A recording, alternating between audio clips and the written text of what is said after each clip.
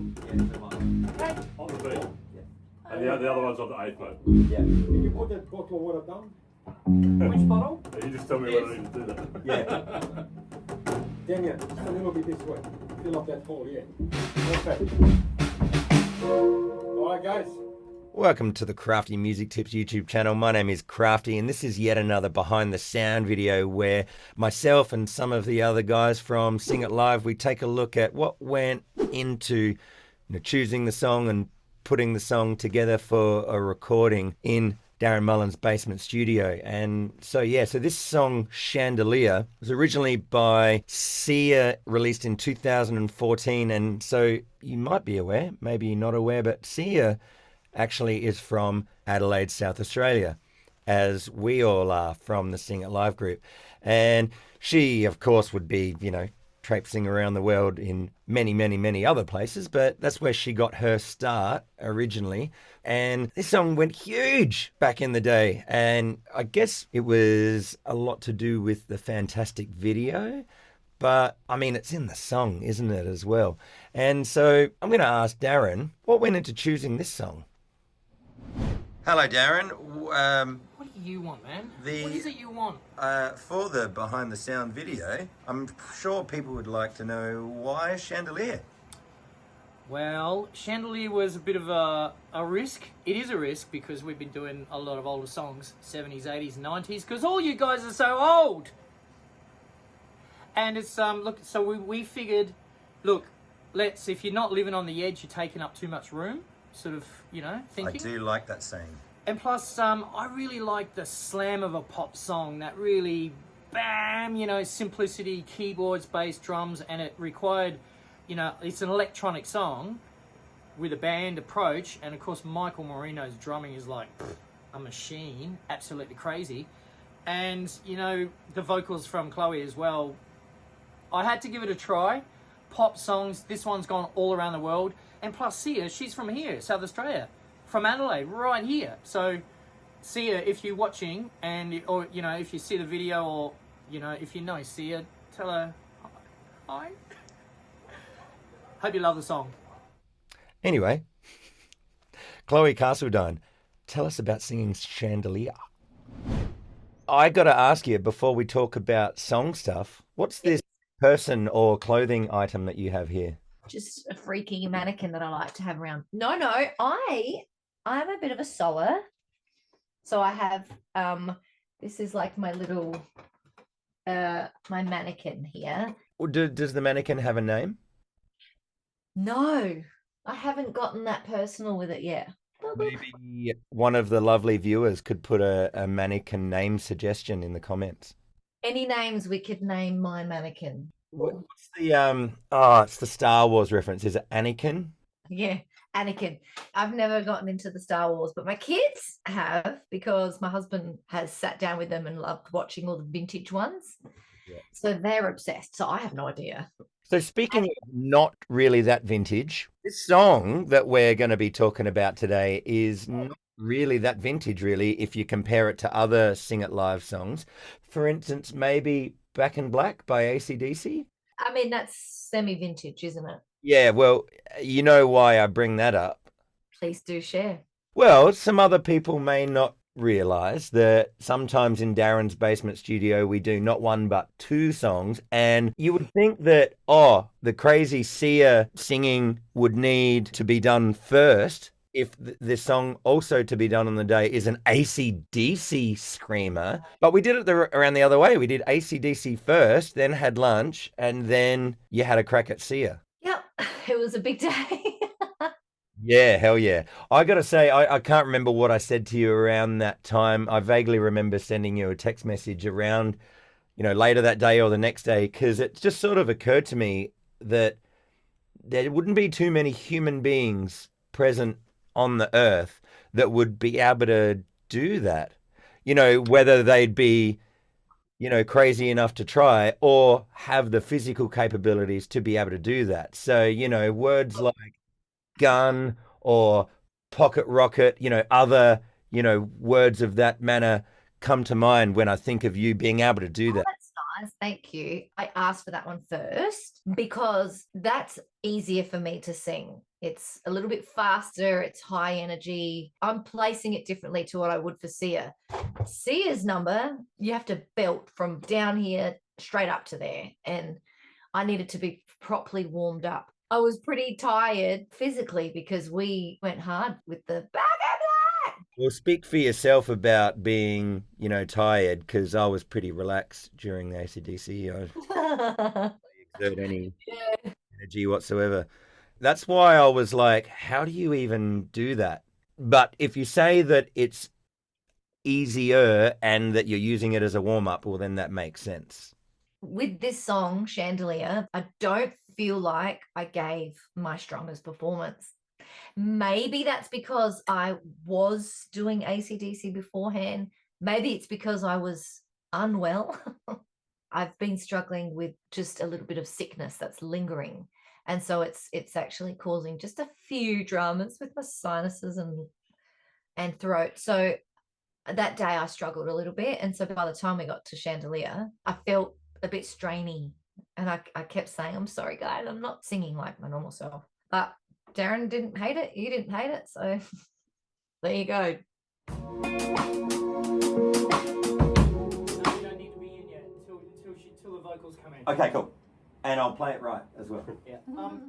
So Darren asked me, let's do this song, Chandelier by Sia. Sure, no worries. But for some reason, I keep getting the songs Chandelier and Titanium mixed up. And in my head, I was ready to sing Titanium. And thought, wait a minute, wrong song. So, yeah, I had to quickly learn all of the party girls, don't invent no anything. When will I learn? I push it down. Like her timing of her sentences are weird.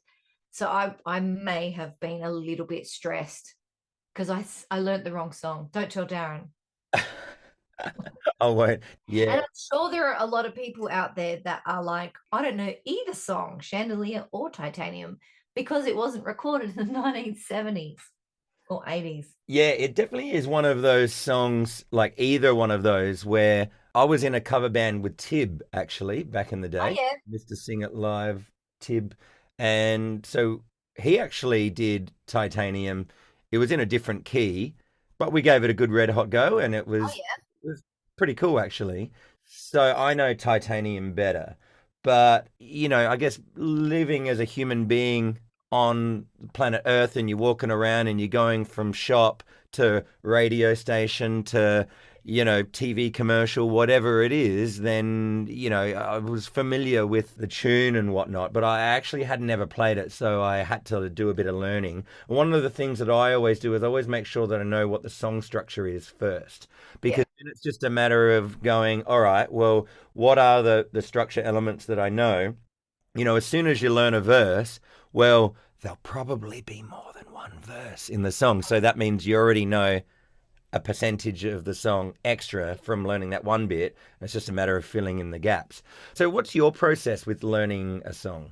I listen to music first, if that makes sense. I've never, ever, ever been a lyric listener, which is possibly why I'm terrible with lyrics. But I could hear a song once and I will know all of the backing vocals, the harmony lines. I will know. I could even, without knowing what the chords were, I could probably just play it on the piano and figure out the chords, just by listening to something once. Would I have ever known what the lyrics were? No, not ever. Even with, when they say osmosis, if you just listen to something over and over and over and over and over and over again, still lyrics never sink in. So that's been a skill I've had to really zone in on. And I have a bit of a 4-day process where I need to look at the lyrics visually and then learn each section over and over again. And then I have to say the end of a sentence and the beginning of the sentence, end of the sentence, beginning, so that subconsciously it flows on. Oh, I know what you mean. You mean like if it's the end of the first sentence and the start of the second sentence. Is that yes, so that naturally my subconscious just goes straight to the next line, and then the rest should follow. I have to do it at night before. So I listen to it in the car because that's the only time I've got is picking up the kids or going to gigs. I'm listening to songs constantly. And then I have to sort of look at them that night before I go to bed. And then the next day it's sort of in there. So I have to do that 4 days beforehand for something to stick in my memory. But then if I don't continue it, then it's gone forever.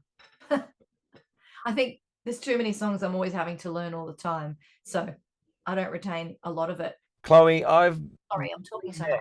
someone that describes me kind of better than what I could. Everything that you just said about you hear the music and Yeah. you could probably go and play it and you can hear it as a musical piece from start to end. And then you asked about what the lyrics are and you go, huh? No. That's me.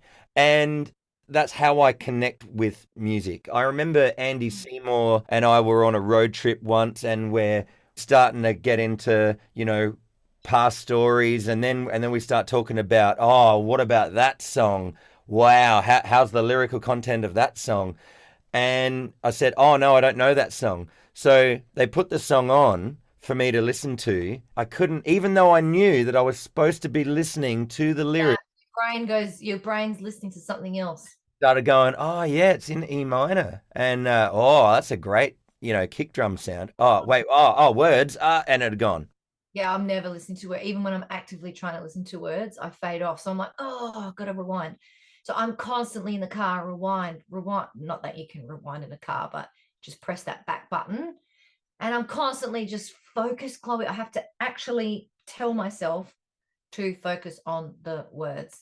Your focus needs more focus. That's, like I said, that's just me. And it's funny that you mentioned that because I guess your main thing, you would be a singer as that's your number one thing, right? I don't know. I know you've got other things, but producer, singer, let's go with that. one of the things that is your sort of main thing that you do is something that isn't natural to you. So it's a really good, it's a good testament to the fact that you work at it. Yeah, well, I have to. I mean, it earns me money, so yeah, doing it. People keep hiring me. Why?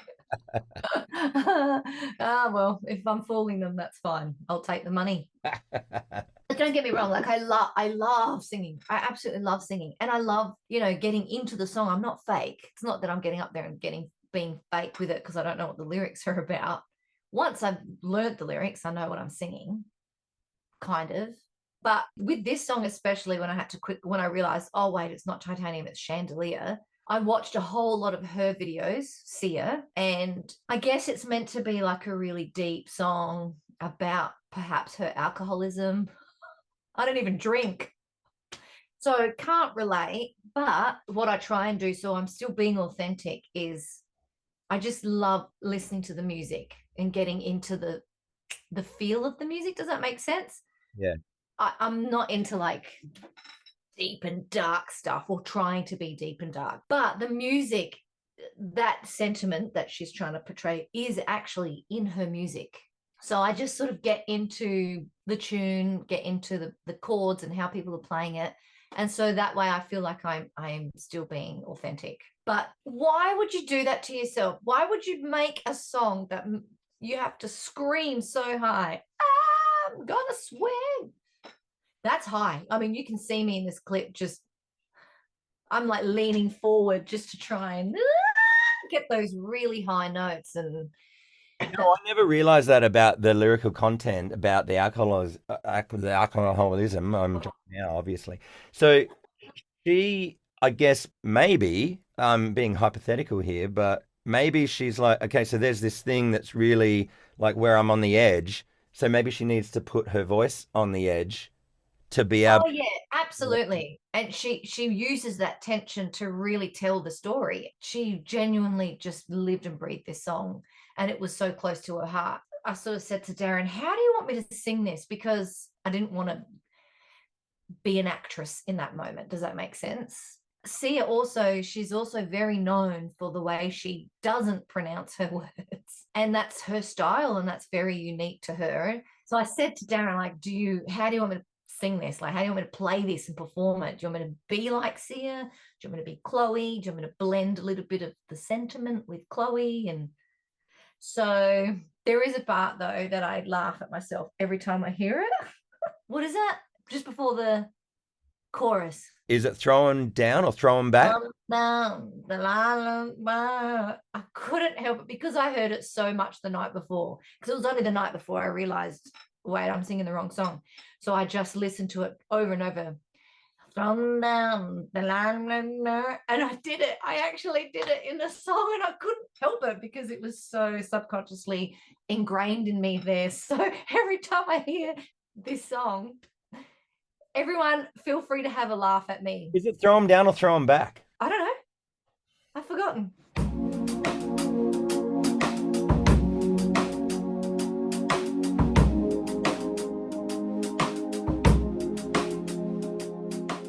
So you know how sometimes you're driving on your same route from home to work, but then you get to work and you realize, oh, I don't remember a single minute of that drive because it's just so ingrained in you. Some gigs I get through, like some of those classic songs, I don't remember a single second of the gig because it was all subconscious. Isn't that bad? Nah, I don't understand that. There's 4 stages of learning. It's unconscious incompetence, where you don't know that you don't know it. And then as soon as you're aware that you don't have that skill or you don't have that capacity, the second stage, which is conscious incompetence. Then you develop it where you can do it, but you're still thinking. So it's conscious competence. And then the 4th stage is unconscious competence. So that's where you can do it without even thinking. And so you're in that stage with songs that you know really well. Yeah. And don't get me wrong, even though I'm on autopilot and I'm unconsciously, whatever you just said, competenting on stage, I'm still enjoying myself. It's still a good time. But then there's moments where you have to learn a new song and suddenly all the anxiety just comes over you and you're like, oh, I got to perform this. And you're super conscious. And so you were saying before about how you're driving around and that's your time to listen to the songs that you got to learn because it's the only chance that you get. Do you find that you're like me as well in that capacity where you kind of don't really have any music taste anymore? It's all about kind of just doing your homework. Learning. Yeah, because as soon as I don't have to learn anything, like I'll go through like 4 months, let's just say, and there's all of these shows that I have to do, but curated performances, and then I have to learn a song for Sing It Live as well. And so sometimes it all lands on the one week where I have to learn about 4 songs, and so your head's just like, So you're constantly learning as much as you can on the fly. Plus, I refuse to have my girls listen to some of the stuff. So I can't listen to it when they're in the car. Plus, they just yapping all the time. So I can't consciously learn something. So, yeah, I'm always doing it at night. So it's probably 10, 11, 12, 1 o'clock. I'm still sort of learning lyrics. So as soon as that sort of string of months is finished and I've got maybe 2 weeks of rest where I don't have to learn anything actively, do you think I'm listening to anything? Nothing. Silence. I just like to sit in the car in silence. Sometimes I even get home and sit in the car and don't get out. Definitely do that. I can't get out of the car. Yeah. I mean, that's a combination of work, mumming, and just the responsibilities of life and everything. Do you know what I mean? So, yeah, but no music. I don't know what I like anymore. So I was like, what's your favorite song? I don't know. What's your favorite style of music? I don't know.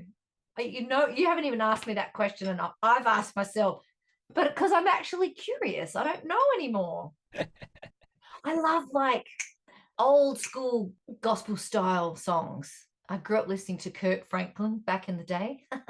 And when I went to America, I went to the Brooklyn Tabernacle Church just to listen to the choir. Like, I've never felt more inspired by music than in that moment. I had goosebumps everywhere, and I actually got a migraine because when you get goosebumps and your hair stick up because it actually got that intense that I had this anxiety, my muscles seized up. They were just singing "It Get From Heaven to Earth," like full on choir gospel song, and just all of it put together. And I actually had a migraine. It was That's amazing. the best way of having an overload, right? It was actually like a physical overload response. Mm. And I never felt anything like that. Weird, like the back of my head just started to don't know what that was. It was just too much. I was too inspired to.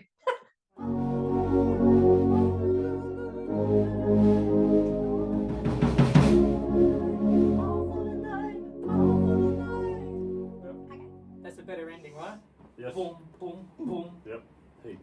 We haven't had a chance to be in the same room with each other, I don't think, since the concert. Because I think these two were maybe before the concert. Maybe I'm wrong about that. But did you feel a bit of an overload there? Because I know that I did. It was something about the energy of like all of the different people, all of the different songs. And then, At the concert. yeah, because we're used to just being in the room. Mm. And then all of a sudden there's a big stage and a big crowd, and it's got a different vibe to it. I'm not the right person to ask for that night because I was quite unwell. I was no fun that night at all. I was backstage sleeping. Wow. Well, do you know what? You on stage when we're doing Love Shack, for instance, and just being around and about, you've always got a smile on your face and you always look like everything's fun. I don't know. Oh, that's nice.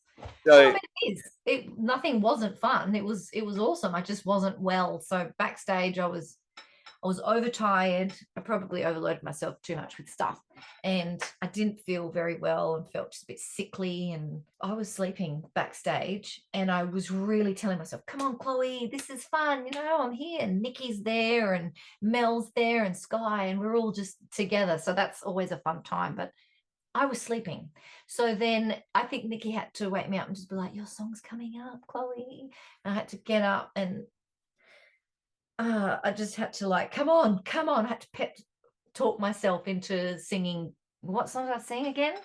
you Beat did It. I did a string of big songs like Beat It and Barracuda. Barracuda. Yeah. That's it, the song.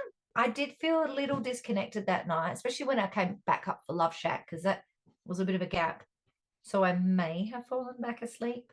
That's amazing that you say all of that, because to anyone that's just sitting out in the crowd or anyone that's in the band that's just kind of circulating and isn't living, in your skin, isn't really going to know when they're just seeing the delivery that you're doing on stage. So Great. Excellent. Well, I felt a little bit bad after that night because I was like, I felt so disconnected. I remember Love Shack especially, and like doing the moves and Love Shack, and I felt like I wasn't there. It was so weird. wow. Well, no one's going to know. Well, they will now, but like maybe Sorry. even be more impressed. What a heavy session, eh? I know. I'm sorry you've got a lot to No. de-frequensize. Chloe, you're a machine. You just did AC/DC and Sia. Yeah, that's right. So I'm not too sure when it will be, but pretty soon there will be an opportunity to be able to go and check out the concert that we did this year. Yeah. And it's always a pleasure hanging out with you in Darren's basement studio, Chloe. Yes, it is fun. It means that we get a chance to have one of these hangouts afterwards. That's true. Well, thanks so much, Chloe. I'll see you on the next one. Bye.